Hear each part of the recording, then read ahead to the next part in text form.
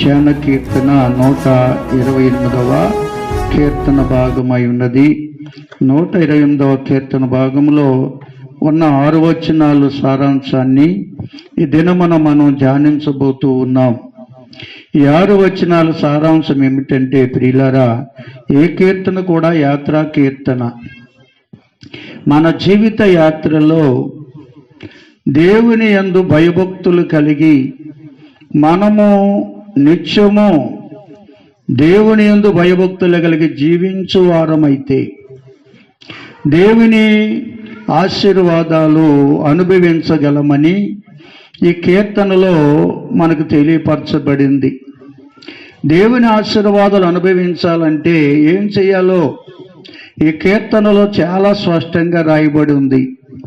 మన జీవిత యాత్రలో నిత్యము దైవ భయము కలిగి జీవించు వారమై ఉండాలటండి. ఎందుకంటే మనం దేవుని నమ్ముకున్న పిల్లలం, దేవుడు ఏమై ఉన్నాడో ఎరిగిన వారు.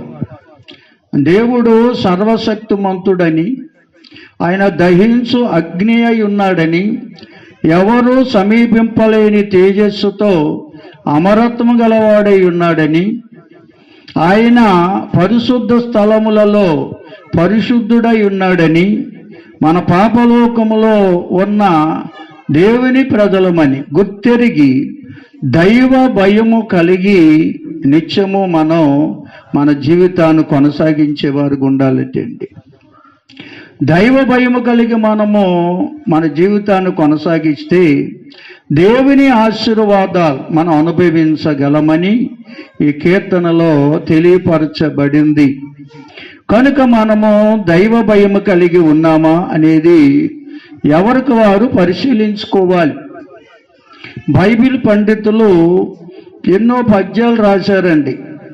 అందులో ఒకటి, దైవ భయము భక్తి ధన్యులను చేయును, దైవ భీతి కలిగి ధరణి బ్రతుకు, దైవ మార్గమందు దాహము తీరును, వినుము యేసు మాట వెలుగుబాట అని రాశారు. సండే స్కూల్ పిల్లలకి ఈ యొక్క పద్యాలు వచ్చుండాలి. సండే స్కూల్ పిల్లలే కాదు, దేవుడు నమ్ముకున్న ప్రతి ఒక్కరికి కూడా ఈ పద్యము నిజంగా వచ్చుంటే దైవ భీతి కలిగే జీవిస్తారు. ఎందుకంటే దైవ భయము భక్తి మనల్ని ధన్యులుగా చేస్తుంది, దేవుని ఆశీర్వాదాలకి అనుభవించేవారుగా చేస్తుందండి. కనుక ఈ లోకంలో ఉన్నంత కాలము దైవ భీతి కలిగి మనము జీవించేవారు ఉండాలి. దైవ భీతి కలిగి ఎప్పుడైతే జీవిస్తామో దైవ మార్గములో నడుచుకుంటాం. దైవ మార్గములో నడుచుకునే వారి కట్టండి దాహము తీరుతుందట. అంటే సంతుష్టికరమైన జీవితం వారు పొందుకుంటారట. దేవుని స్తోత్రం చెబుదామండి. లోక మార్గములో ఉన్న వారికి దాహం తీరట్లేదు. ఎన్నున్నా ఎంతున్నా, ఎన్ని పొందుకున్నా, లోకానందాన్ని ఎంత అనుభవిస్తున్నా, ఈ లోక మార్గములో జీవించే వారికి దాహము తీరనే తీరదు. ఎందుకంటే లోక మార్గములో శాపం ఉంది. ఆ శాపమే సంతుష్టి లేని జీవితాన్ని మనకిస్తారు. కనుక దైవ మార్గములో దేవుని ఆశీర్వాదం ఉంది, శాప విమోచన ఉంది. కనుకనే మనము ఉన్నా లేకపోయినా, ఏమున్నా లేకపోయినా సంతుష్టి కలిగి ఈ మార్గములో మనం జీవించగలం. అందుకే దైవ మార్గమందు దాహము తీరును అన్నారు భక్తులు. కనుక ప్రియులారా, గమనించాలి, దేవుని ప్రజలైన మనం దైవ భయము కలిగి దేవుని మార్గములో నడుచుకునే వారమైతే దేవదేవుడు మనకి సంతుష్టికరమైన జీవితాన్ని ఇస్తాడు. యహలోకములోనే పరలోక ఆశీర్వాదాలు మనము అనుభవించే వారంగా ఉంటాం. నమ్మిన వారు స్తోత్రం చెప్తారు ఒకసారి. జ్ఞానైన సొలొమోను ప్రసంగి గ్రంథంలో చివరిలో మాట చెప్తాడండి. ఎందుకంటే ఆయన లోకమానందాన్నంతా అనుభవించాడు.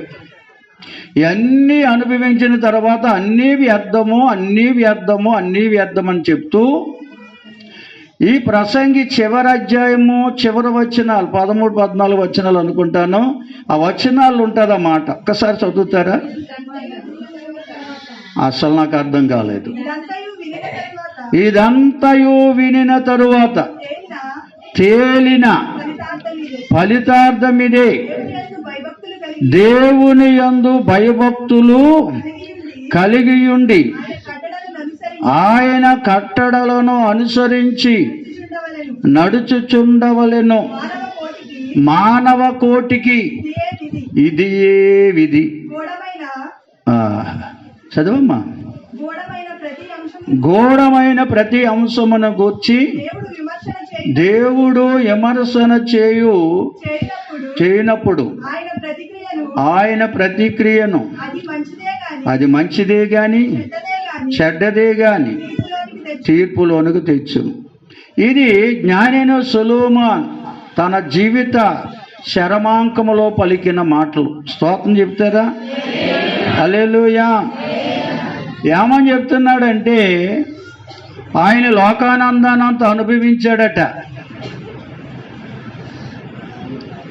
దైవ భయం లేనివారు ఏ విధంగా లోకానందాన్ని అనుభవిస్తారో ఆ ఆనందానంత అనుభవించిన తరువాత ఆయన తెలుసుకున్నది ఏమిటంటే ఈ లోకానందం అనేది మనల్ని వ్యర్థులుగా మారుస్తుందని తెలుసుకున్నాడు.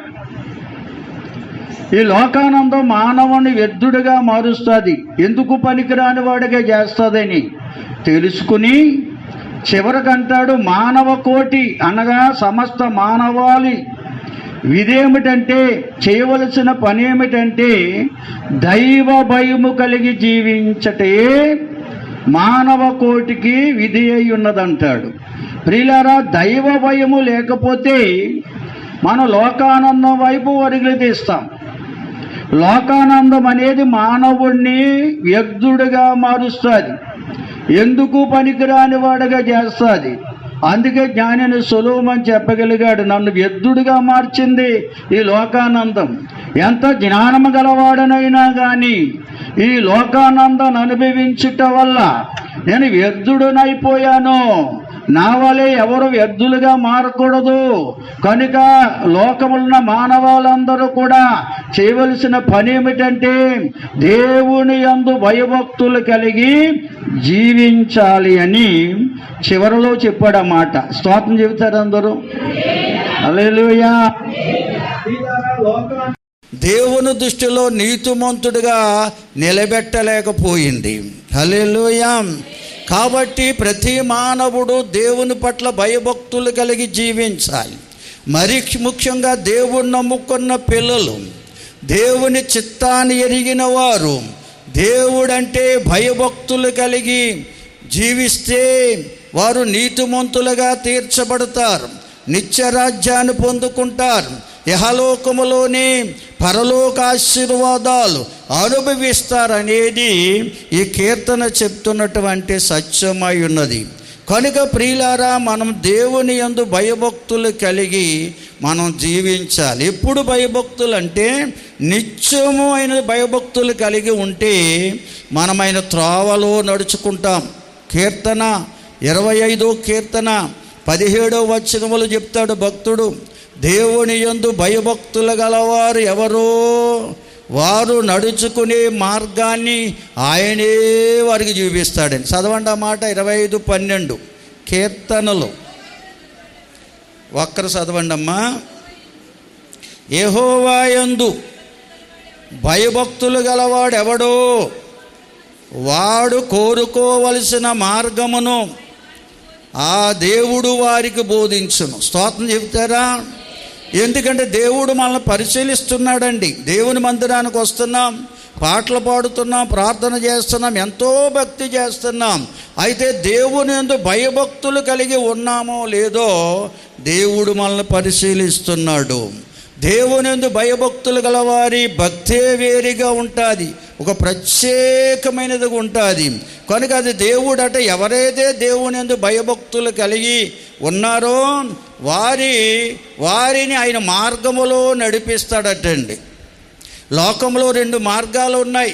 ఒకటి లోకులందరూ పోయే మార్గం, దానికి పేరు పెట్టబడింది బైబిల్లో విశాల మార్గము అని. రెండవది దేవుని మార్గం. దేవుని మార్గానికి ఒక పేరు ఉంది, ఇరుకు మార్గము అని.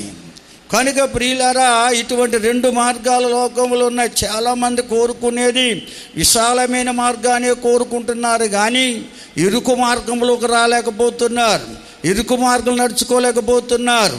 ఇరుకు మార్గంలో నిత్య జీవం ఉంది, ఇరుకు మార్గములో పరలోక ఆశీర్వాదం ఉంది. విశాలమైన మార్గములో నిత్య నాశనం ఉంది, విశాలమైన మార్గములో శాపము పొంచి ఉంది. కనుక ప్రియులారా, మనము ఇరుకైన మార్గం నడుచుకోవారు ఉండాలి. దేవుని మార్గం నడుచుకునే వారం ఉండాలంటే దేవుని యందు భయభక్తులు కలిగిన మనసు మనలో ఉంటేనే దేవుడు తన మార్గములో మనలను నడిపిస్తాడు. హల్లెలూయా, హల్లెలూయా. కనుక ప్రియులారా, ఆయన మార్గములో ఆయన మనల్ని నడిపిస్తాడండి. ఎందుకంటే మనం నడుచుకోలేము, కానీ దేవుడే నడిపిస్తాడు మనల్ని. మనలో దేవుడు అంటే భయభక్తులు ఉన్నప్పుడే దేవుడు మనలను ఆయన మార్గములో నడిపించువాడై ఉన్నాడనే సత్యాన్ని మనం గుర్తించాలి. 34వ కీర్తనలో కూడా మాట చెప్పబడిందండి. 34వ కీర్తన 9వ వచనం నుండి చదివినట్లయితే అక్కడ అంటాడు, యెహోవా భక్తులారా. ఒక్కరు చదవండి, ముందు చదివిన వాళ్ళు చదవండి అమ్మ. వెనకాల అందుకున్న వాళ్ళు మరి అందుకుంటే ముందు చదివిన వాళ్ళకి కొంత మనస్తాపం కలుగుతుంది. అక్కడి నుంచి కలహప్రియుడు కలహాలు రేపేస్తాడు. ముందెత్తిన వాళ్ళు చదవండి, ఎవరెత్తినా. ఇక్కడే ఈ గాతి మందులను చదువుతాడు. కేవలం మీరు ఎవరో చదవర్లు కదా. నాకు తెలిసినంత మట్టికి 2-3 ఉన్నారు చదువుకోనోళ్ళు, మిగిలిన అందరూ కూడా చదవర్లే. కనుక చదవండి. చదవచ్చు కూడా చదవకపోతే పాపము అని రాయబడి ఉంది బైబిల్లో. నువ్వు చదవచ్చు కూడా చదవకపోతే పాపం చేస్తున్నావంట. పాపం చేస్తే నీ ప్రార్థన దేవుడు అంగీకరించడు. స్తోత్రం చెప్తారు అందరూ. చదవండి ఇప్పుడు. యెహోవా భక్తులారా, ఆయనందు భయభక్తులు కలిగి ఉండండి. ఆయనందు భయభక్తులు ఉంచువారికి ఏమియో కొదువుండదు.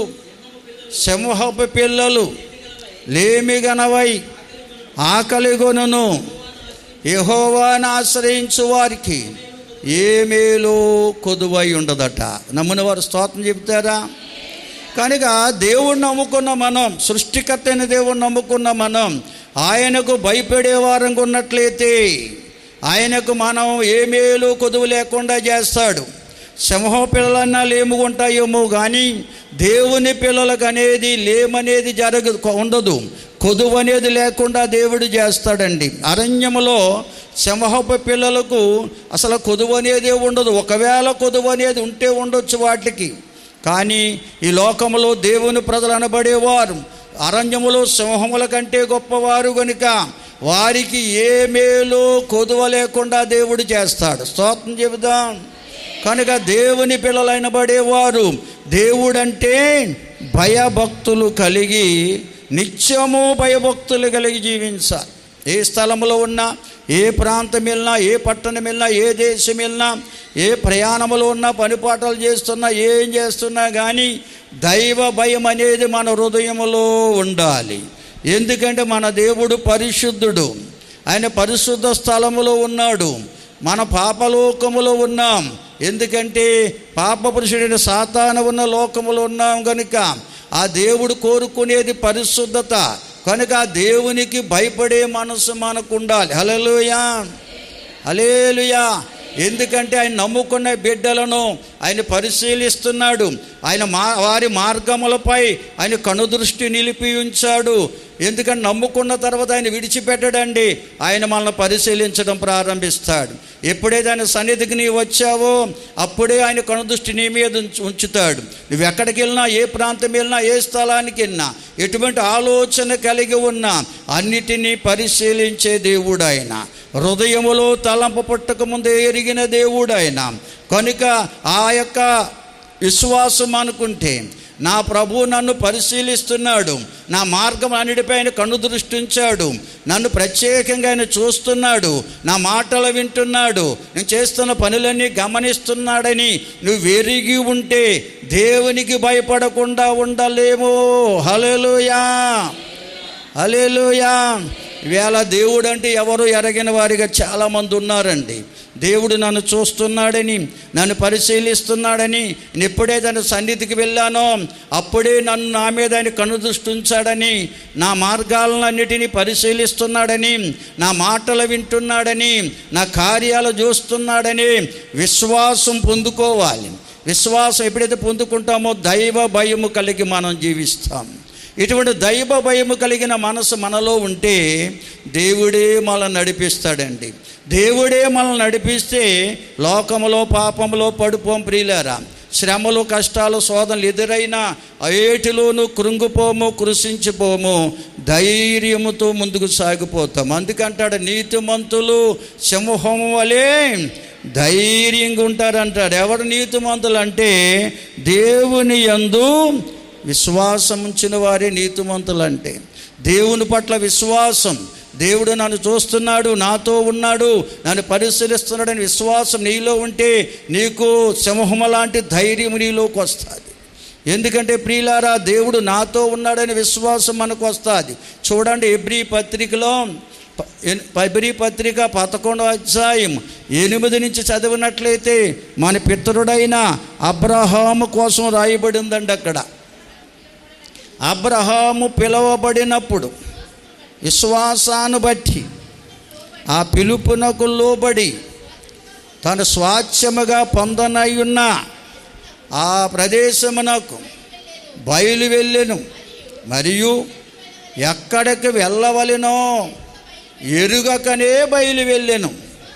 విశ్వాసమును బట్టి అతడును అతనితో ఆ వాగ్దానానికి వారసులైన ఇస్సాకు, యాకోబు అని వారు కూడా గుడారములలో నివసించుచు అన్యుల దేశములో ఉన్నట్టుగా వాగ్దత్త దేశములో పరవాసులైరి. స్తోత్రం చెప్తారు అందరూ. మరి ఇంకా కిందకంత ఎన్నో విషయాలు ఉన్నాయి ఇక్కడ ప్రియులారా. ఇక్కడ అబ్రహాము పిలువబడినప్పుడు పిలిచిన దేవుని విశ్వాసం ఉంచాడంట. ఆయన అబ్రహాముని దేవుడు ఎలా పిలిచాడో చెప్తారా? ఎన్నోసార్లు చెప్పాం మేము ఆ చరిత్ర. అబ్రహాముని దేవుడు ఎలా పిలిచాడు? ఆయన విగ్రహాలను దేవుళ్ళుగా అమ్ముకుంటున్నప్పుడు వీధిలో చేరి ఆ బొమ్మలను దేవుళ్ళు అంట అమ్ముకుంటున్న సమయంలో గంపలో ఉన్న ఒక బొమ్మను కిందకు త్రోసి అబ్రహాముకు దేవుడు దర్శనమిచ్చాడు. హల్లెలూయా. అనగా అబ్రహాములకు ఆలోచన పుట్టించాడు ఆయన. నిజంగా ఆయన ఈ బొమ్మలు దేవుడైతే ఎందుకు పగిలిపోతారు? దేవుడు సర్వశక్తిమంతుడని, ఆయన సజీవుడని, ఆది అంతము లేని దేవుడని నా తండ్రి అయిన తెరాహు చెప్పాడు. కనుక నిజంగా ఈ విగ్రహము దేవుడైతే ఎందుకు పగిలిపోవాలనే ఆలోచన దేవుడు అతనిలో పుట్టించాడు. అటువంటి ఆలోచన కలిగిన అబ్రహాముతో దేవుడు మాట్లాడాడు ఒక రోజున. హల్లెలూయా.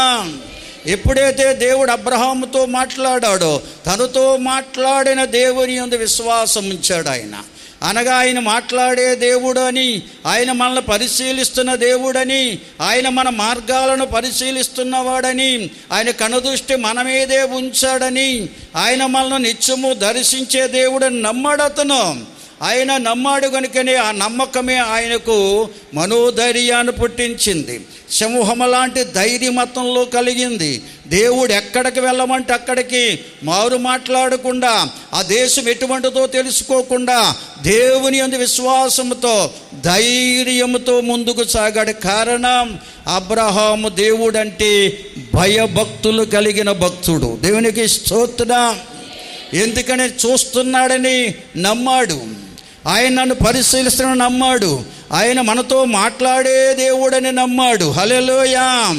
దేవుడంటే భయభక్తులు కలిగి ఉన్నాడు కనుకనే అతడు ఆశీర్వదించబడ్డాడు. ఇహలోకములో కూడా పరలోక ఆశీర్వాదాలు పొందాడు. అబ్రహాము కుమారుడు ఇస్సాకు కూడా దేవుడంటే భయభక్తులు గలవాడు.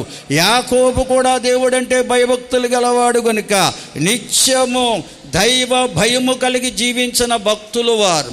అందుకే దేవుడు ఇహలోకములోని పరలోక ఆశీర్వాదాలతో వారు నింపాడు. దేవుని స్తోత్రం. అబ్రహాము దేవుడిగా పిలువబడ్డాడు, ఇస్సాకు దేవుడిగా పిలువబడ్డాడు, యాకోబు దేవుడిగా పిలువబడ్డాడు. ఆయన మనకు దేవుడిగా ఉండాలంటే దేవుని యందు భయభక్తులు కలిగి ఉండాలి. ఆయన మనతో మాట్లాడే దేవుడని, ఆయన మనపై కనుదృష్టి ఉంచాడని, ఆయన మనల్ని చూస్తున్నాడని, మన మాటలు గమనిస్తున్నాడని, మన మార్గాలు పరిశీలిస్తున్నాడని విశ్వాసం నిజంగా మనలో ఉంటే ప్రియులారా దైవ భయము కలిగి జీవిస్తాం. నిత్యము దైవ భయము కలిగి జీవిస్తాం. ఎందుకంటే ఆయన ఏదో అప్పుడప్పుడు చూసే దేవుడు కాదండి, అప్పుడప్పుడు మాట్లాడే దేవుడు కాదండి. నిత్యము మనతో మాట్లాడడానికి ఇష్టపడుతున్న దేవుడు, నిత్యము మనల్ని పరిశీలిస్తున్న దేవుడు. అందుకే బైబిల్లో ఉంది, ఆయన కనుదృష్టిలో మరుగైనదంటూ ఏదీ లేదట. దేని స్తోత్రం, హల్లెలూయా. ఆయన ఎదుట భూలోకం ఒక బంతి వలె ఉందని రాశారు భక్తులు. ప్రియులారా, కనుక ఈ భూలోకంలో వేసొచ్చిన ప్రతి ఒక్కరిని ఆయన పరిశీలిస్తున్నాడండి. ఆకాశమైన సింహాసనమై భూమైన పాదపీఠముగా చేసుకుని విశ్వమంతా నిండిన గొప్ప దేవుడు ఆయన మనల్ని చూస్తున్నాడు, మనల్ని పరిశీలిస్తున్నాడు, మన మాటలు వింటున్నాడు, మనల్ని గమనిస్తూ ఉన్నాడు. ఈ విషయం నిజంగా నువ్వు గుర్తిస్తే సోదరి సోదరుడా, దైవ భయము కలిగే జీవిస్తాం. నిత్యము దైవ భయము కలిగి జీవిస్తాం. ఆ దైవ భయమే దేవుడు మనతో ఉండేలా చేస్తుంది. దైవ భయము కలిగిన వారితోనే దేవుడు ఉంటాడు. ప్రియులారా, స్తోత్రం చెల్లిందాం అందరం. హల్లెలూయా, హల్లెలూయా. చూడండి, పరిశుద్ధ గ్రంథంలో ఎన్నో మాటలు ఉన్నాయి. తిమోతికి రాసిన పత్రికలో పౌలు భక్తుడు అంటాడు, 4వ అధ్యాయం 8వ వచనంలో చెప్తాడు ఒక మాట, శరీర సంబంధమైన సాధకం అంటే ఈ లోకములో మనం చేసే ఏ పనైనా కానీ కొంచెం మట్టుకే ప్రయోజనకరం అవుతుంది. అది కొంత మట్టుకే ప్రయోజనకరం అవుతుంది. లోకములో మనం చేసే ప్రతి పనికి వచ్చిన ప్రతిఫలం అది కొంచెం మట్టుకే ప్రయోజనకరం అవుతుంది. కానీ దైవభక్తి అనేది అనగా దేవుని ఎడల భయము కలిగి జీవించే జీవితం అనేది యహలోక ఆశీర్వాదాలు పరలోక ఆశీర్వాదాలతో కూడినదై ఉంటుంది. హల్లెలూయా. అనగా యహలోక పరలోక ఆశీర్వాదాలు అనుభవింపజేసేవారుగా మార్చబడతారు. యహలోకములోనూ దీవించబడతారు. ఈ లోకాన్ని విడిచిపెట్టిన తర్వాత పరలోక ఆనందాన్ని కూడా అనుభవిస్తారని పరిశుద్ధ గ్రంథం హెచ్చరిస్తుంది. కనుక మనం చేసే దైవభక్తి భయముతో కూడినదై ఉండాలి. దైవ భయముతో కూడిన భక్తి మనం చేసిన వారమైతే యహలోక పరలోక దీవెనలు పొందుకుంటాలండి. ఇహలోకములో ఆయన ఆశీర్వాదాలు అనుభవిస్తాం. ఈ లోకాన్ని విడిచిపెట్టిన తర్వాత కూడా పరలోక ఆశీర్వాదాలు అనుభవించే వారంగా ఉంటామని పరిశుద్ధ గ్రంథం మనకి చాలా తేటగా బోధిస్తుంది. ప్రియులారా, హల్లెలూయా, హల్లెలూయా. మరొక మాట మనం చదివితే అపోస్తలు కార్యాల్లో లోకాభక్తుడు చెప్తాడు, 10వ అధ్యాయం 35లో మాట చెప్తాడు. చూడండి, అప్పుడు గమనించాలి. నువ్వు దేవుడిని నమ్ముకుని దేవుడి ఎడల భయభక్తులు కలిగి ఉంటే ఆయన ఆశీర్వాదాలు యహలోకములో అనుభవిస్తావు, లోకాన్ని విడిచిపెట్టిన తర్వాత కూడా అనుభవిస్తావు పరలోకంలో. అయితే దేవుడు ఎంత ప్రేమమయుడంటే లోకములో దేవుడిని ఎరగిన వారు కూడా ప్రతి జనములోనూ అంటాడు, దేవుని ప్రజలే కాకుండా దేవుడు నమ్ముకొని ప్రజల్లో కూడా ఎవరైనా దేవుడంటే భయభక్తులు కలిగి ఉంటే వారిని కూడా ఆయన అంగీకరిస్తాడటండి. హల్లెలూయా. ఎందుకంటే ఆయన ఎవరిని త్రోసివేసే దేవుడు కాదు, అందరినీ ఒకే రీతిగా ప్రేమిస్తున్న దేవుడు. ప్రియులారా, ఆయన నమ్ముకున్న వారు హృదయాలు పరిశీలిస్తున్నాడు, ఆయన నమ్ముకోని వారు హృదయాలు కూడా పరిశీలిస్తున్నాడు ఆయన. అందుకే బైబిల్ చెప్తుంది, ఆయన అందరి హృదయములను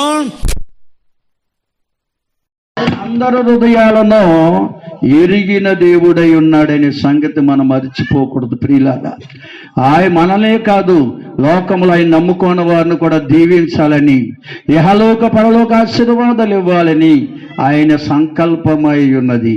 కనుక ఈ 10వ అధ్యాయంలో మనం చూసినట్లయితే మొదటి వచ్చి నుంచి చదివితేనట్లయితే అక్కడ శతాధిపతి అయిన కొర్నేలి భక్తుడు ఉంటాడు. అతడు ఇటలీ పటాలంలో శతాధిపతిగా పనిచేస్తున్నాడు. ఇటలీ దేశంలో ఉన్న సైన్యములో 100 మంది సైన్యానికి అధిపతిగా ఉన్నాడు ఈయన. ఈ కొర్నేలు అనే భక్తుడు. ఇతడు దేవుడంటే భయభక్తులు గలవాడటండి. దాన ధర్మాలు చేస్తున్నాడు, అందుకని పుణ్యకార్యాలు చేస్తున్నాడు, అందుకని. ప్రియులారా, ఇతడు దేవుడిని ఎరగిన వాడే. దేవుడు ఎవరో ఆయనకి తెలియదు, దేవుడు ఉన్నాడనే సంగతి మాత్రం తెలుసు. అయినా కానీ అతడు దేవుని యందు భయభక్తులు కలిగిన మనసు గలవాడు. దైవ భయం ఆయనలో ఉంది కనుకని తన కలిగిన వాటిలో లేని వారికి దాన ధర్మాలు చేస్తున్నాడు, పుణ్యకార్యాలు చేస్తున్నాడు. ఇవన్నీ కూడా దేవుడు చూస్తున్నాడు. హల్లెలూయా. దేవుడు చూస్తున్నాడు కనుకనే దేవుడు తన దూతను పంపించాడట. హల్లెలూయా. దేవుడు తన దూతను పంపించాడట కొర్నేలుతో మాట్లాడడానికి. ఒక రోజు కొర్నేలు వద్దకు దేవదూత వచ్చాడట. దేవదూత వచ్చి, కొర్నేలి, నువ్వు చేసిన దాన ధర్మాలు, పుణ్యకార్యాలు దేవుని వద్దకు జ్ఞాపకార్థంగా చేరి. అంటే దేవుడు చూస్తున్నాడయ్యా నువ్వు చేసే కార్యాలన్నీ, నువ్వు చేసే భక్తి కార్యాలని దేవుడు చూస్తున్నాడు కనుక దేవుడు ఒక మాట చెప్తున్నాడు, నీ భక్తికి తగిన ప్రతిఫలం నువ్వు పొందాలంటే ఒక పని చేయమని చెప్తున్నాడు దేవుడు. ఏమిటా పని అంటే, నీవు మనుషులను యొప్పేకు పంపించు. అక్కడ పేతురనే మారు పేరు గల సిమోన్ అనే నా భక్తుడున్నాడు. ఆయన చర్మకారుడైన సిమోని ఇంట ఉన్నాడు కనుక యొప్పేకు మనుషులు పంపించి ఆయన రప్పించుకో. ఆయన చెప్పిన ప్రకారంగా చేస్తే నీవు ఇహలోక పరలోక దీవెనలు పొందుకుంటావని దేవదూత చెప్పారట కొర్నేలుతో.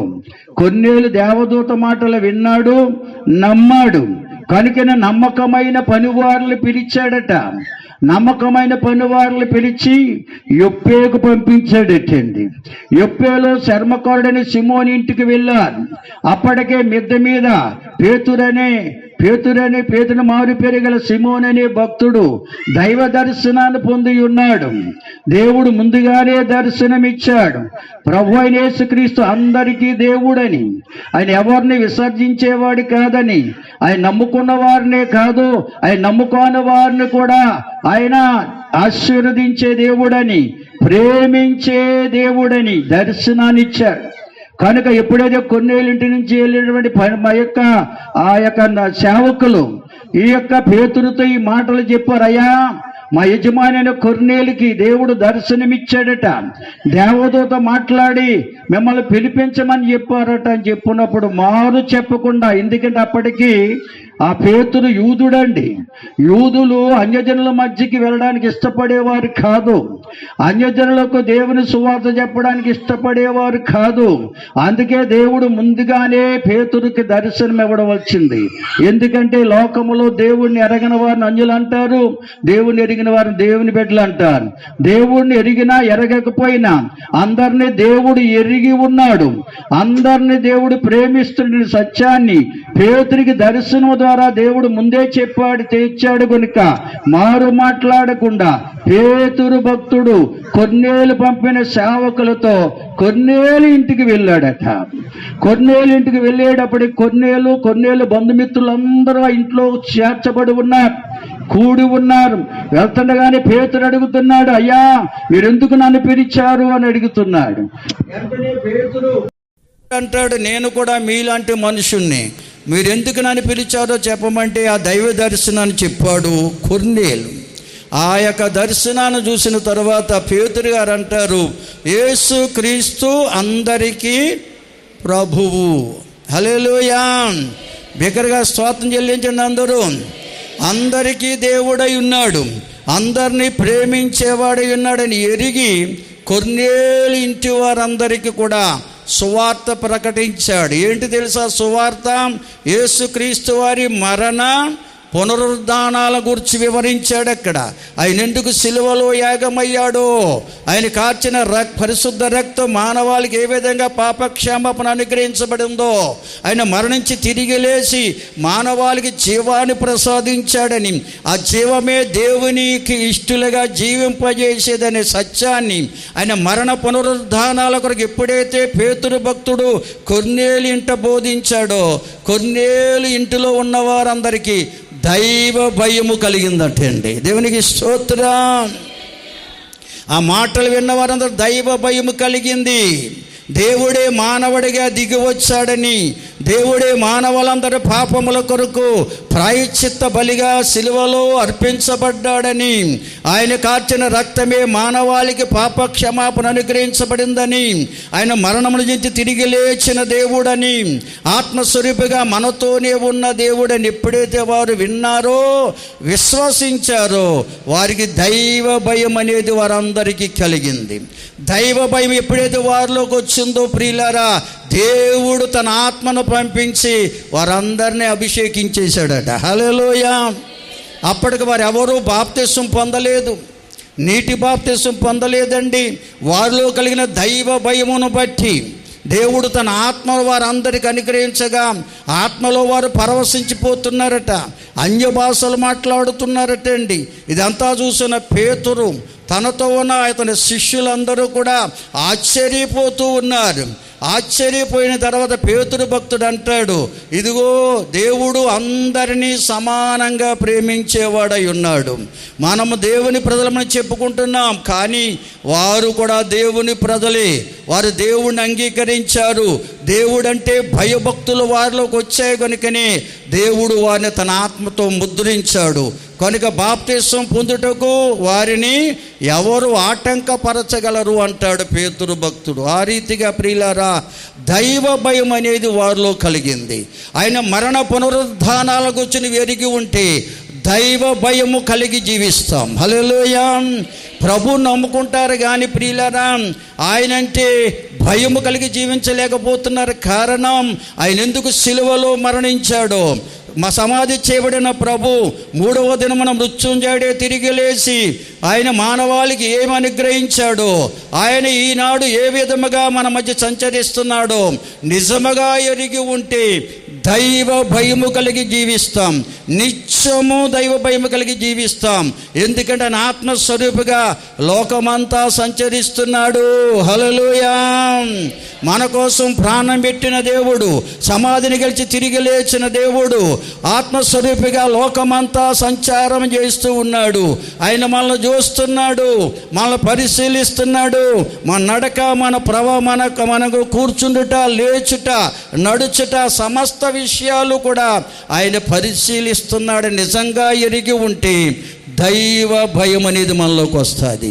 దేవుడే ఆత్మస్వరూపిగా నాతో ఉన్నాడని విశ్వాసము నాకుంటే దేవుని పట్ల భయము కలిగి మన భక్తి చేస్తాం. హల్లెలూయా. అటువంటి దైవ భయము ఎప్పుడైతే మనలోకి వస్తుందో మనం ఈ లోకములోనూ దీవించబడతాం. ఈ లోకాన్ని విడిచిపెట్టిన తర్వాత పరలోక ఆశీర్వాదాలు కూడా మనం పొందుకుంటామని బైబిల్ గ్రంథం చాలా తేటగా బోధిస్తుందండి. చూడండి, యోధా ఒక పత్రిక రాస్తూ, ఈయన ఇస్కరేతు యోధా కాదు, యేసు ప్రభువారు సహోదరులు ఒకడైనటువంటి యోధాను రాశారు చరిత్రకారులు. ఈయన ఒక పత్రిక రాస్తూ ప్రియులారా, ఆ పత్రికలో ఓ మాట చెప్తాడు. 11వ వచనం చదవండి. ఒకే అధ్యాయం ఉంటుంది యోధా పత్రిక. ప్రకటనలో వారికి శ్రమ అంటే అర్థం ఏంటి? దేవుడిని నమ్ముకుని కూడా దైవ భయం అనేది ఎవరిలో అయితే ఉండదో వారికి శ్రమ అంటున్నాడు. ఈవేళ చాలామంది దేవుడిని నమ్ముకుంటున్నారు, ప్రభువైన యేసుక్రీస్తు వారిని నమ్ముకుంటున్నారు, మేము దేవుని బిడ్డలని చెప్పుకుంటున్నారు, కానీ చాలామందిలో దైవ భయము లేదు ప్రియులారా. కారణం, ఆయన మరణించి తిరిగి లేచిన దేవుడని, మనతో ఆత్మస్వరూపిగా మనతోనే ఉన్నాడనే విశ్వాసం లేకపోవడమే కారణం. ఆయన ఆత్మస్వరూపిగా నీతో ఉన్నాడు, నాతో ఉన్నాడు, అందరితో ఉన్నాడని విశ్వాసం మనకుంటే దైవ భయము కలిగి మనం జీవిస్తాం ప్రియులారా. ఈ దైవ భయం ఎప్పుడైతే మనలో లేదో శ్రమలు పొందుకుంటామటండి. అందుకంటాడు, అయ్యో వారికి శ్రమ, వారు కయీను నడిచిన మార్గములో నడిచిరి, బహుమానం పొందవలెనని బిలాము నడిచిన తప్పు త్రోవలో ఆతురముగా పరిగెత్తిరి, కోరాహు చేసినట్లు తిరస్కారము చేసి నశించిరి అంటాడు. దైవ భయమైనది లేకపోతే కయీను లాంటి భక్తి చేస్తాం, బిలాము లాంటి భక్తి చేస్తాం, కోరాహు లాంటి భక్తి చేస్తాం. కయీను భక్తులు ఏమీ లేదో తెలుసా? దేవుడు అంటే విశ్వాసం లేదు. ఎందుకంటే దేవుడు అంటే ఏమిటో ఆయన ఎరగని వాడుకున్నాడు. దేవుడు అంటే ఆత్మస్వరూపిగా ఉన్నాడని, ఆయన మనందరినీ చూస్తున్నాడని, పరిశీలిస్తున్నాడని, సమస్తమును చేయవాడు ఆయననే విశ్వాసం కయీనులో లేదండి. కనుకనే ప్రియులారా, కయీను చివరికి నశించిపోయాడు అని బైబిల్ గ్రంథం తేటగా బోధిస్తుంది. కనుక దేవుడంటే విశ్వాసం మనలో ఉంటేనే ప్రియులారా దైవ భయం అనేది మనలో కలుగుతుంది. నిజంగా దేవుడు ఉన్నాడని, మనకి పని పాటలు కల్పించేవాడు ఆయనేనని, మన కష్టానికి ప్రతిఫలం ఇచ్చేవాడు ఆయనేనని, ఆయనే మనకు ఆయుష్ ఇచ్చేవాడు, ఆరోగ్యం ఇచ్చేవాడని మనం ఎరిగి ఉండాలి.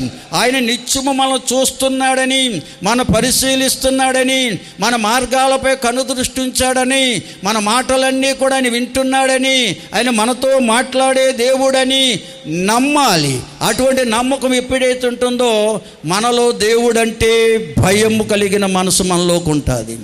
దైవ భయం మీద మనలోకి ఉంటుంది. దైవ భయం మనలో లేకపోతే ప్రియులారా, మనం ఎంత భక్తి చేసినా కయీను వలె నాశనానికి పోతాం. దేవుని స్తోత్రం చెల్లించండి అందరూ. కయీను భక్తిని దేవుడు అంగీకరించలేదని రాయబడి ఉంది. కయీనును అంగీకరించలేదట. కయీను తెచ్చిన అర్పణను కూడా దేవుడు అంగీకరించలేదు. కారణం దైవ భయము ఆయనలో లేదు. దేవునికి స్తోత్రం. ఓ సోదరి సోదరుడా, ఒకవేళ దైవ భయం లేకుండా భక్తి చేస్తున్నావేమో, దేవుడు ఏమై ఉన్నాడో ఎరగకుండా, ఆయన ఆత్మస్వరూపిగా నాతోనే ఉన్నాడని విశ్వసించకుండా నువ్వు భక్తి చేసినట్లయితే నీలో దైవ భయమే ఉండదు. దైవ భయము నీలో లేకపోతే నువ్వు ఎంత భక్తి చేసినా దేవుడు అంగీకరించడు. చివరికి పోయేది నిత్య నాశనానికని హెచ్చరించబడుతుంది. రెండవది, బిలాము నడిచిన తప్పు త్రోవ అంటున్నాడు. బిలాము ఎవరో తెలుసా? దేవుడు ఏర్పరచుకున్న ప్రవక్త అండి ప్రియులారా. దేవుడు ఏర్పరచుకున్న ప్రవక్త ఇండి కూడా బిలాము అనే ప్రవక్త లోక సంబంధమైన బహుమానం కొరకు ఎదురు చూశాడు. బాలాకు రాజు ఇచ్చే బహుమానం కొరకు ఎదురు చూశాడు, కానీ దేవుని సహాయం కొరకు కనిపెట్టలేకపోయాడు. దేవుని శక్తిని ఎరిగిన వాడేంటి కూడా దేవుని మీద విశ్వాసం ఉంచలేకపోయాడు. దేవుడే మనకు సమస్తమును సమకూర్చి జరిగించేవాడని, ఆయనది భయభక్తులు కలిగి ఉంటే ఏ మేలు కొదువై ఉండదని, లోకములో మనకు కావలసినవన్నీ దేవునిలోనే ఉన్నాయని, బుద్ధి జ్ఞానం సర్వ సంపదలు ఆయనలో గుప్తమై ఉన్నాయని మనం ఎరిగి ఉంటే ప్రియులారా, లోక సంబంధమైన బహుమానం కొరకు ఎదురు చూడం, లోకములో ఎవరో ఏదో ఇస్తారని ఆశపడం, దేవుని మీదే ఆశ పెట్టుకుంటాం, దేవుని మీదే నిరీక్షణ కలిగి ఉంటాం, దేవుని సహాయం కొరకే మనం కనిపెట్టే వారంగా ఉంటాం. దేవుని స్తోత్రం చెల్లించండి అందరూ. హల్లెలూయా. మనుషుల సహాయం కొరకు కనిపెట్టాం. మనుషుల సహాయం వ్యర్థమని బైబిల్ గ్రంథంలో చెప్పబడింది ప్రియులారా. ఈ బిలాము అనే ప్రవక్త దేవుని మీద నిరీక్షణ ఉంచలేకపోయాడు, దేవుని సహాయం కొరకు కనిపెట్టలేకపోయాడు. కారణం అతనిలో దైవ భయము లోపించిందండి. దైవ భయము లోపించింది. దేవుని కొరకు చెప్తున్న ప్రవక్తే, దేవుని కొరకు ప్రవచిస్తున్న ప్రవక్తే, కానీ దైవ భయం అనేది అతను కోల్పోయాడు. కనుక బాలాకు రాజు ఇచ్చే బహుమానం మీదే మనసు పెట్టాడు, కానీ దైవ చిత్తాన్ని గ్రహించలేకపోయాడు. కనుకనే ప్రియులారా దేవుణ్ణి అడిగాడు, దేవా ఇదిగో బాలాకు రాజు మనుషులను పంపాడు, వెళ్ళమంటావా అన్నాడు. వెళ్ళొద్దన్నాడు దేవుడు. రెండోసారి మళ్ళా మనుషులు పంపాడు బాలాకు రాజు, వెళ్ళమంటావని అడిగాడు, వెళ్ళొద్దన్నాడు దేవుడు. మూడోసారి మరలా మనుషులు పంపించాడు బాలాకు రాజు. అప్పుడు అడుగుతున్నాడు, అయ్యా వెళ్ళమంటావా? నీ మనసులో బాలాకు రాజు ఇచ్చే బహుమానం మీద ఉంది కనుక వెళ్ళు, కానీ నా ప్రజలైన ఇశ్రాయేలు మాత్రము శపించడానికి వీలు లేదు, వారిని దీవించాలి నీవని చెప్పాడు. బయలుదేరాడు, గాడిద గంతలు కట్టాడు.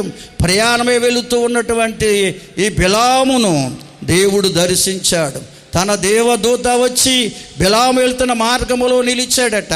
రూపించబడిన ఖడ్గాను పట్టుకుని ఒక దేవదూత నిలబడి ఉండడం, గాడిదంటే చూడగలిగింది కానీ బిలాము చూడలేకపోయాడు. కారణం అతని మనసంతా బాలాకు రాజు ఇచ్చే బహుమానం మీదే ఉంది, కానీ దేవుని మీద లేదు. ప్రియులారా, దేవదూత వారి ఎదురుగా సాక్షాత్తు నిలబడి ఉంది, ఖడ్గాని చేతపూని ఉంది.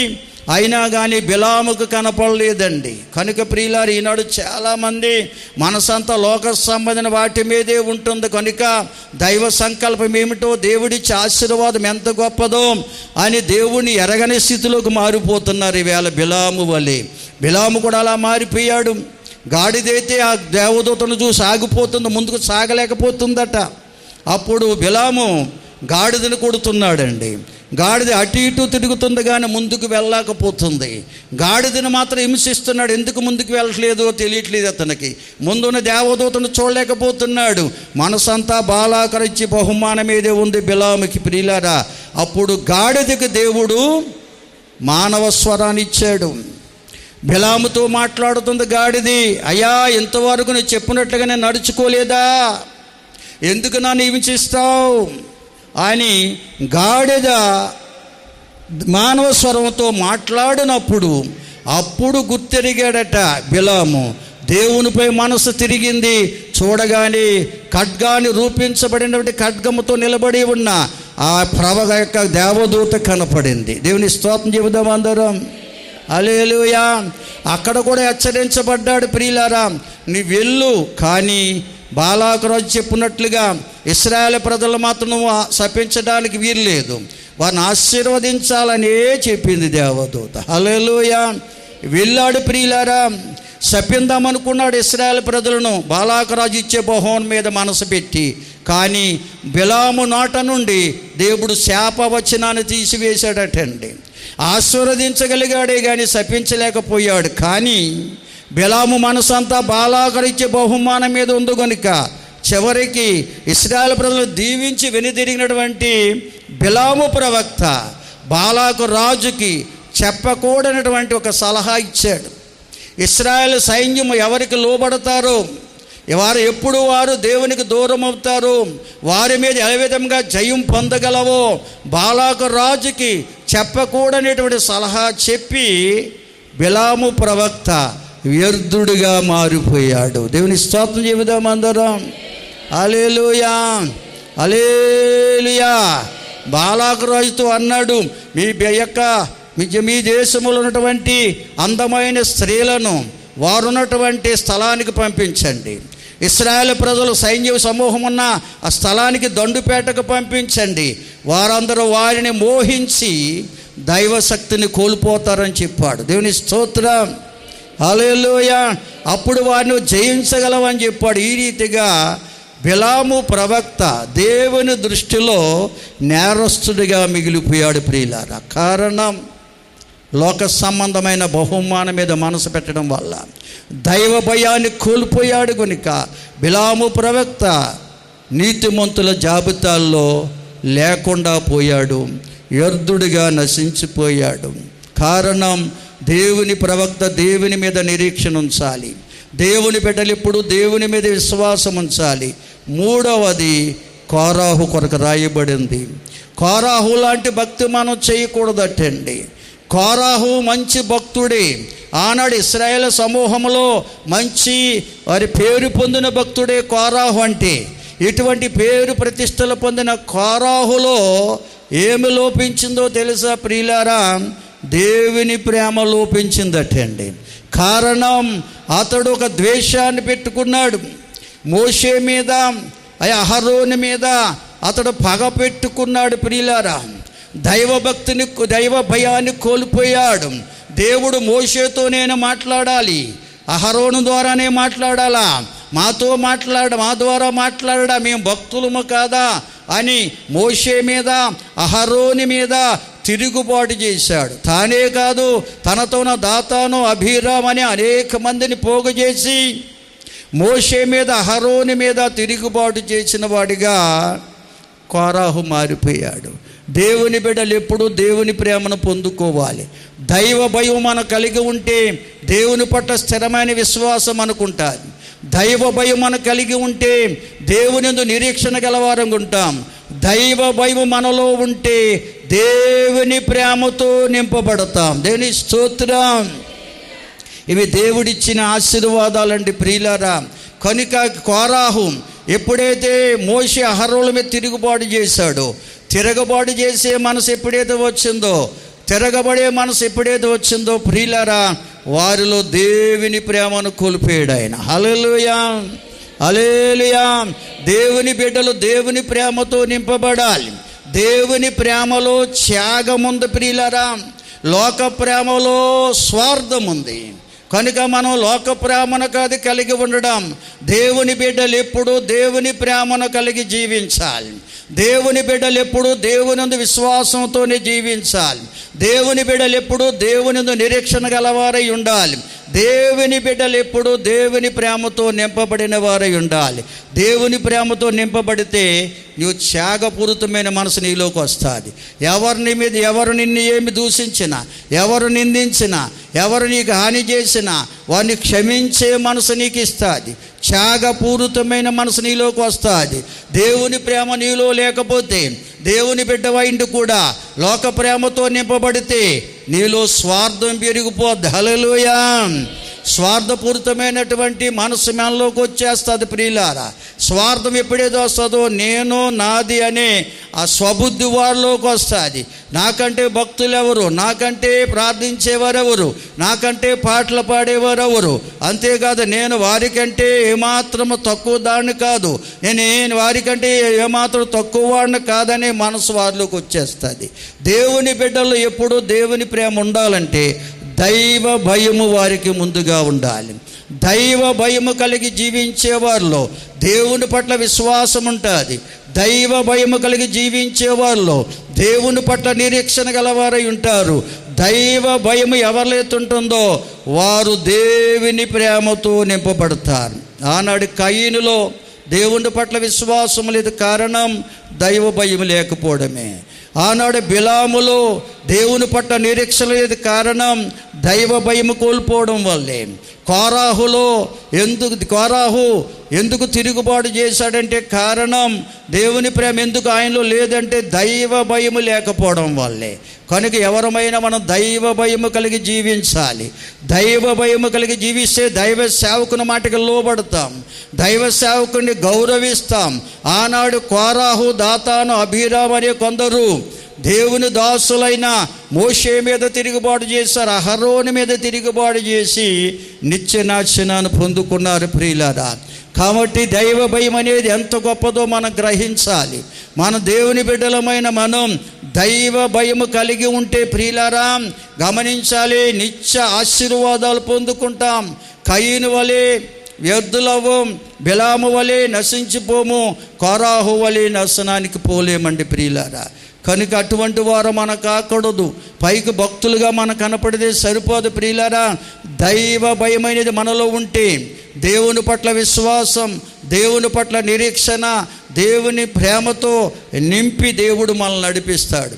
అందుకే కొరింథీ మొదటి పత్రిక 13వ అధ్యాయం 13వ వచనం అంటాడు, విశ్వాసము, నిరీక్షణ, ప్రేమ మీ మూడు కూడా శ్రేష్టమైనవి. ఈ మూడింటిలో శ్రేష్టమైనది ప్రేమయే అంటాడు. దేవుని స్తోత్రం చెల్లించండి అందరూ. అంటే దేవుని బిడ్డలకి ఎప్పుడు దేవుని పట్ల విశ్వాసం ఉండాలి. దేవుని బిడ్డలు ఎప్పుడు దేవుని పట్ల నిరీక్షణతో ఉండాలి. దేవుని బిడ్డలు ఎప్పుడు దేవుని ప్రేమతో నింపబడి ఉండాలి. అప్పుడే దేవుని ఆశీర్వాదాలు చూడగలరు, దేవుని ఆశీర్వాదాలు అనుభవించగలరు, నిత్యత్వాన్ని వారు పొందుకోగలరు ప్రియులారా. ఇటువంటి విశ్వాసం, ఇటువంటి నిరీక్షణ, ఇటువంటి ప్రేమ, దేవుని ప్రేమ మనలో ఉండాలంటే ఒకే ఒక కారణం ఉంది, దైవ భయం ఉండాలి. నువ్వు దేవుడు ఏమైనాడు ఎరిగి ఉంటే, నువ్వు ఆరాధిస్తున్న దేవుడు ఆత్మస్వరూపిగా నీతోనే ఉన్నాడని నిజంగా విశ్వసిస్తే దైవ భయము కలిగి ఉంటాం. ఎక్కడికి వెళ్ళినా, ఏ ప్రాంతం వెళ్ళినా ఆయన మనతోనే ఉంటాడండి. మనం ఆయనకు వ్యతిరేకమైన పనులు చేస్తే మనకు దూరంగా ఉంటాడట. బైబిల్లో స్పష్టంగా రాయబడి ఉంది. ఆయనకి ఇష్టమైన పనులు మనం చేసినట్లయితే, ఆయన చిత్తానికి లోబడితే మనతోనే ఉంటాడట. దేవుని స్తోత్రం చెబుదామండి. కనుక నేను ఆరాధిస్తున్న దేవుడు, నేను సేవిస్తున్న దేవుడు నాతో ఉన్నాడు. ఆయన నాతో ఉన్నాడు, నాకు దేవుడై ఉన్నాడు. ఆయన నన్నడు, విడవడు, ఎడబాయుడు, ఆయనకు సహాయము చేస్తాడనే దృఢమైన విశ్వాసం దేవుని బిడ్డలమైన మనకి ఉండాలి అనే సత్యాన్ని బైబిల్ గ్రంథం తేటగా బోధిస్తుంది. దైవ భయం కలిగిన వారు ఇంకా ఎలా ఉంటారో మరొక విషయాన్ని చూద్దాం. కొరింథీ దయతో మన్నించాలి. ఎబ్రీ పత్రికలు ఉంటుంది మాట. ఎబ్రీ పత్రిక 10వ అధ్యాయం 19 నుంచి చదవండి దయతో. ఇక్కడ మనం ఎవరమో ఏ మార్గంలో ఉన్నామో తెలియజేస్తున్నాడు భక్తుడు. యేసుక్రీస్తు ప్రభువారు 2025 సంవత్సరాల క్రితం కల్వరి శిలువ యాగము ద్వారా ఒక పరిశుద్ధమైన మార్గాన్ని, రక్షణ మార్గాన్ని ఈ పాపలోకములో ఏర్పాటు చేశారు. మనము నమ్మి బాప్తిసం పొంది ఆ మార్గంలోకి వచ్చిన వారం.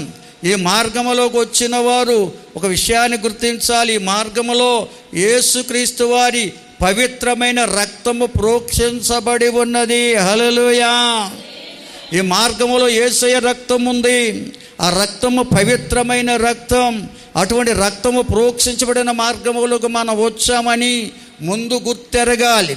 అలా గుర్తెరిగినట్లయితే దైవ భయం అనేది మనలో కలుగుతుందట. అందుకే ప్రోక్షించబడిన హృదయము, నిర్మలమైన మనస్సాక్షి, ఉదకముతో స్నానం చేసిన శరీరం అంటాడు.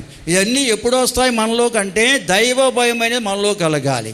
మనం వచ్చినటువంటి మార్గం, మనం నడుచుకుంటున్న మార్గంలో క్రీస్తు యేసు రక్తం ఉంది. హల్లెలూయా. బిగ్గరగా స్తోత్రం చెల్లించండి. రక్తమే విలువైనది, ప్రతి వ్యాధిని కుదురుపరిచేది యేసు రక్తం. అటువంటి రక్తము మనము నడుచుకుంటున్న మార్గంలో ఉందని గుర్తెరిగితే దైవ భయం అనేది మనలోకి వస్తుంది. ఈ దైవ భయం కలిగిన వారటండి దేవుడంటే విశ్వాసంలో స్థిరులై ఉంటారు. దేవుని సహాయం కొరకే కనిపెట్టేవారు ఉంటారు. అంటే దేవుని పట్ల నిరీక్షణ కలిగి ఉంటారు. దేవుని ప్రేమతో నింపబడతారు. అటువంటి అనుభవం ఎప్పుడైతే వారిలోకి వస్తుందో సమాజముగా కూడుట మానరు, దేవుని మందిరానికి రావడం మానరు. దేవుని మందిరానికి వెళ్ళాలి, సంగముగా చేరి ఆయనలో ఆనందించాలి, ఆయనను ఆరాధించాలి, ఆయన ఇచ్చే ఆనందాన్ని అనుభవించాలనే మనసు వారిలోకి వస్తుందండి. లేకపోతే మందిరానికి వెళ్ళాలనే మనసు రాదు. ఈ సమాజముగా కూడితే, ప్రార్థిస్తే, ఆరాధిస్తే వచ్చే ఆశీర్వాదం ఎంత గొప్పదో అటువంటి వారికి అర్థం కాదు ప్రియులారా. నిజంగా దేవుని యందు భయభక్తులు నీలో ఉంటే ప్రియులారా, దేవుని పట్ల విశ్వాసం, దేవుని పట్ల నిరీక్షణ, దేవుని ప్రేమతో నింపబడతావు కనుక దైవ సన్నిధిలో కూడకుండా ఉండలేవు. సమాజముగా, సంఘముగా కూడి దేవుని ఆరాధించకుండా ఉండలేవు. ఎవరన్నా సంఘానికి ఒకళ్ళు రాలేకపోతే వారిని హెచ్చరిస్తావు, పురుగొల్పుతావు, దేవుని మందిరానికి నడిపిస్తావు. ఇది దైవ భయము కలిగిన వారి జీవితం. హల్లెలూయా. అటువంటి భక్తి జీవితాన్ని కడవర దినాల్లో నీవు, నేను, మనం అందరం కలిగి ఉంటే మన కుటుంబాన్ని దేవుడు ఆశీర్వదిస్తాడు. మన కష్టాలు, మా చేతి పనిని దీవిస్తాడు ప్రియులారా. మన పిల్లలు మన బల్ల చుట్టూ ఉండు ఒలివ మొక్కల వలె ఆశీర్వదించబడతారు. సియోనులు ఉండనగా పరలోకము నుండి దేవదేవుడు మనల్ని ఆశీర్వదిస్తాడు. అటువంటి ఆశీర్వాదం, అటువంటి దీవెన మనం పొందడం కొరకే దేవదేవుడు మనల్ని పిలిచాడు, ఏర్పాటు చేశాడు. అందుకని పేతురు గారు పత్రిక రాస్తూ మొదటి పత్రిక 3వ అధ్యాయం 9లో చెప్తాడండి. 9-10 వచనాలు చదవండి. కనుక దేవుని ప్రేమతో నింపబడితే, దేవుని యందు భయభక్తులు కలిగి ఉంటే మనలో దేవుని పట్ల విశ్వాసం, దేవుని పట్ల నిరీక్షణ, దేవుని ప్రేమతో నింపబడతాం. ఇలా నింపబడినప్పుడు ప్రియులారా గమనించాలి, దేవుని ఆశీర్వాదాలకు వారసులు అవుతాం. హల్లెలూయా. ఎవరన్నా మన కీడి చేతి ప్రతి కీడి చెయ్యం, దోషణకు ప్రతి దోషణ చెయ్యం. ఎందుకంటే జీవాన్ని ప్రేమించి, జీవమై ఉన్న యేసుక్రీస్తు వారిని ప్రేమించేవారు ఉంటాం. కపటమైన మాటలు పలకుండా నాలుకను కాచుకుంటాం, చెడ్డ మాటలు పలకుండా పెదాలను కాచుకుంటాం. కీడుకు కీడు చేయటం అని మేలు చేసేవారు ఉంటాం. అప్పుడే దేవదేవుని యొక్క కనుదృష్టి మన మీద ఉంటుంది. మన ప్రార్థనల వైపు ఆయన చెవి గాలకిస్తాడు, ఆశీర్వదిస్తాడు. అటువంటి అనుభవాన్ని నీవు, నేను అందరం పొందుకోవాలి. ఎందుకంటే దేవుని బిడ్డలు అనగా దేవుని ఆశీర్వాదాలకు వారసులు అనే సంగతి మర్చిపోకండి. యహలోక పరలోక ఆశీర్వాదాలు ఆయనలోనే ఉన్నాయి ప్రియులారా. ఈ లోకంలో మనకి ఏం కావాలో అన్నీ ఆయనలో ఉన్నాయి. లోకాన్ని విడిచిపెట్టిన తర్వాత పరలోక ఆశీర్వాదాలు కూడా ఆయనే మనకి ఇచ్చేవాడుకున్నాడు. అటువంటి ఆశీర్వాదం, అటువంటి అనుభవం నేను పొందాలి అని ఆశ నీకుంటే ఉన్నపాటినే, ఉన్న చోటినే లేచి నిలబడండి. మీకోసం ప్రార్థించబోతున్నా. ప్రతి ఒక్కరు తండ్రి. మీకే వందనాలు, స్తోత్రాలు, స్తుతులు నాయన. ఇంతవరకు మీరు మాతో మాట్లాడుతూ వచ్చిన మాటలను బట్టి వందనాలు, ఇచ్చిన ఉపదేశ క్రమాన్ని బట్టి స్తోత్రము నాయన. అయ్యా ప్రియ బిడ్డలో ఎందరైతే నీ యందు భయము కలిగి జీవించట్లేదో అటువంటి వారందరి దినమున పశ్చాత్తాపంతో నీ సన్నిధులు అప్పగించుకుంటున్నారు నాయన. నువ్వు మా కోసం మరణించిన దేవుడు అని, తిరిగి లేచి జీవాన్నిచ్చిన దేవుడు అని, ఆత్మస్వరూపగా మాతోనే ఉండి మాకు సహాయం ఇచ్చేయు దేవుడివే ఉన్నావని గుర్తెరిగి నీ బిడ్డలు సందులో కనిపెడుతుండగా అయా భయభక్తులు కలిగి జీవించే వారి జీవితాలు ఇవ్వండి. నీ ప్రేమతో నింపండి, విశ్వాసంలో స్థిరపరచండి. నిరీక్షణ గలవారై ముందుకు సాగే ధన్యత ప్రతి బిడ్డకు దయచేనైనా. వచ్చిన ప్రతి బిడ్డను దీవించు తండ్రి. తెచ్చిన ప్రతి కానుక అంగీకరించు నాయన. అయా రోగులు ఉన్నారు, స్వస్థపరచండి. బలహీనలు ఉన్నారు, బలపరచండి నాయన. గర్భఫలం కొరకు ఎదురు చూస్తున్న బిడ్డలు ఎందరో ఉన్నారు, వారి గర్భాలు తెరవండి ప్రభు. గర్భవతులకు ఆరోగ్యం ఇవ్వండి, బాలింతలకు బలం, చిన్న బిడ్డలపై దయకీటును ఉంచండి. యవనస్తులు, సండే స్కూల్ బిడ్డలను దీవించినైనా. వివాహ ప్రయత్నం వారికి మార్గాలు తెరవండి. వివాహమైన వైవిక జీవితాలు సుఖమాయించండి. మందిర నిర్మాణంలో, పరిచర్యలో సహకరించిన బిడ్డలు, సహకరిస్తున్న బిడ్డలను మీరు ఆశీర్వదించునైనా. ఆయా దేశాల్లో, ఆయా పట్టణాల్లో, ఆయా ప్రాంతాల్లో ఉంటున్న సంఘ బిడ్డలందరినీ జ్ఞాపకం చేసుకోండి ప్రభు. విదేశం, స్వదేశానికి రాబోతున్న వారికి మార్గాలు తెరవండి. విదేశాల్లో, పట్టణాల్లో ఉన్న వారి కష్టార్జితాన్ని దీవించి రక్తపు కోటలో వారిని భద్రపరచునైనా. ఎవరే సమస్యతో ఉన్నారో, ఎవరే కుటుంబ కలహాలతో ఉన్నారో, ఎవరే వ్యాధి బాధలతో ఉన్నారో సమస్త విరిగిన దేవుడు నాయన. మా చింతలు తీర్చడానికి మా చెంతనే ఉన్నావని విశ్వాసం వారు పొందుకున్నప్పుడు వారి పట్ల నువ్వు కార్యాలు చేసే దేవుడు విన్నావు.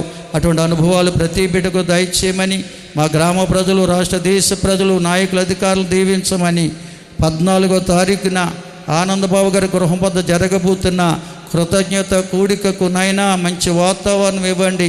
అయ్యా నీ బిడ్డలను మీరు దీవించి అక్కడి నామాన్ని మహిమకరంగా, కుటుంబాన్ని దీవెనకరంగా ఆ కార్యం జరగడానికి కృపనిమ్మని సహాయం చేసి మహిమ పొందమని యేసు అలాగే ఆయా స్థలాల్లో జరుగుతున్న స్వార్థ సభలను దీవెనకరంగా మార్చి అనేకాత్మలు రక్షించి వారి సంఘాల్లో చేర్చమని, బలపరిచి సహాయం చేయమని యేసు ఉన్నత నామములో అడిగి వేడుకొనుచున్నాము తండ్రి, ఆమేన్. మన తండ్రి అయిన దేవుని ప్రేమయు, కుమారుడు రక్షకుడైన క్రీస్తు యేసు దివ్య కృపయు, పరిశుద్ధాత్మ దేవుని సన్నిధి, సమాధానం మనకు, మన కుటుంబాలకు, లోకములో క్రీస్తు యేసుని ప్రేమిస్తున్న సకల ప్రజలకు సదాకాలము దేవుని కృప, సమాధానం తోడుగా ఉండి నడిపించును గాక. ఆమేన్. యేసు రక్తమే జయం, ప్రవేశు రక్తమే జయం. యేసు నామానికి సంపూర్ణ విజయం. అపవాది క్రియలు అనంత నాశనం కలుగును గాక. ఆమేన్, ఆమేన్. అందరికి వందనాలు. ప్రభు మిమ్మల్ని దీవించుగాక.